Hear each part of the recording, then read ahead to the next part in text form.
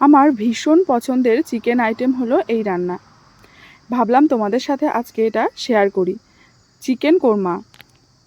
আমি প্রথমে দেখতে পাচ্ছ এখানে পেঁয়াজ বেরেস্তা করে নিচ্ছি। দুটো বড় সাইজের পেঁয়াজ আমি এখানে কুচিয়ে নিয়েছিলাম, সেটাই বেরেস্তা করে নিলাম।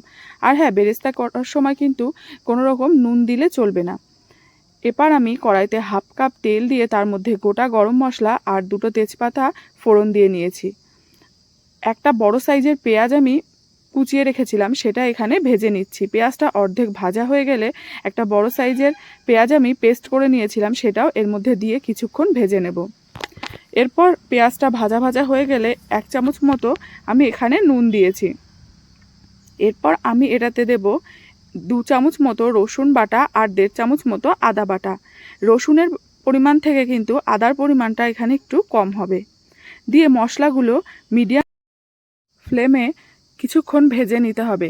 অন্যদিকে আমি 1 কেজি পরিমাণ মতো চিকেন নিয়েছিলাম, সেটা ম্যারিনেট করে রেখেছি 100 গ্রাম টক দই, 1 চামচ নুন আর 1 চামচ কাশ্মীরি লঙ্কার গুঁড়ো দিয়ে। আমি এখানে চিকেনটা 1 ঘন্টা ম্যারিনেট করে রেখেছি। তোমাদের কাছে সময় থাকলে তোমরা আরও বেশি সময় এখানে ম্যারিনেট করে রাখতে পারো। সেই ম্যারিনেট চিকেনটা আমি এই মশলাটা ভাজা হয়ে গেলে এর মধ্যে মিশিয়ে কিছুক্ষণ কষিয়ে নেব। 1 কেজি চিকেনকে এখানে আমি মিডিয়াম সাইজের পিস করে রান্না করেছিলাম। তোমরা চাইলে বিরিয়ানির যেই রকম মাংসের পিস হয় ঠিক সেই রকম করেও রান্নাটা করতে পারো।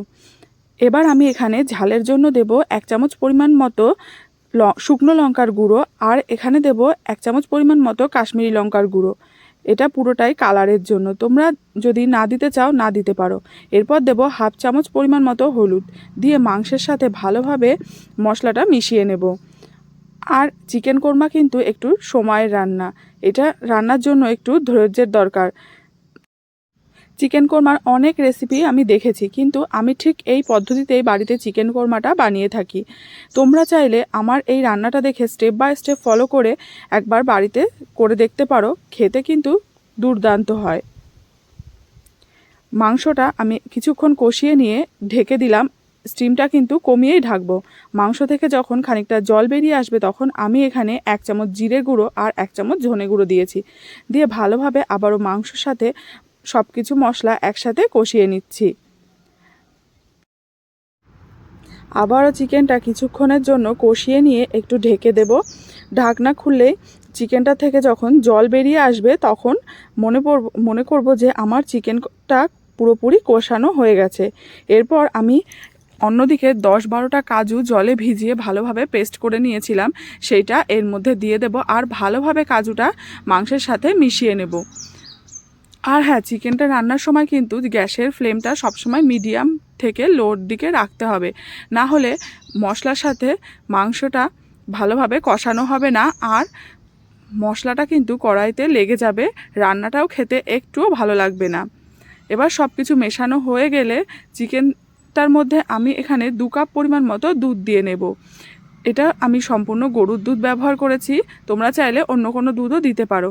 আমি কিন্তু এই রান্নাটায় কোনো রকম কোনো জল ব্যবহার করছি না, তার জন্যই রান্নাটা আমি অনেক সময় ধরে এখানে কষিয়ে কষিয়ে ঢেকে ঢেকে রান্না করছিলাম, যাতে চিকেনটা ভালোভাবে নরম হয়ে যায়। এখানে আমি আবারও 1 চামচ পরিমাণ মতো চিনি দিয়ে নিলাম, একটু মিষ্টি মিষ্টি হবে রান্নাটা তার জন্য। আর এখানে আমি দিয়েছি 1 চামচ পরিমাণ মতো ঘি আর 1 চামচ মতো গোটা গরম মশলার গুঁড়ো।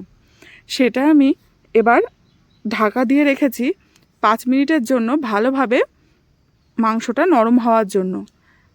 তারপর 5 মিনিট পর ঢাকনা খুলে আমি আগে যে বেরেস্তাটা করে রেখেছিলাম সেটা ওপর থেকে দিয়ে নিলাম। দিলেই আমার এই চিকেন কোরমাটা তৈরি। তোমাদের যদি আমার এই রান্নাগুলো ভালো লেগে থাকে তাহলে তোমরা অবশ্যই আমার চ্যানেলটাকে কিন্তু সাবস্ক্রাইব করে আমার পাশে থেকো। আরও নতুন নতুন রান্না তোমাদের সাথে শেয়ার করব, আরও তোমাদের সাথে অনেক গল্প করব।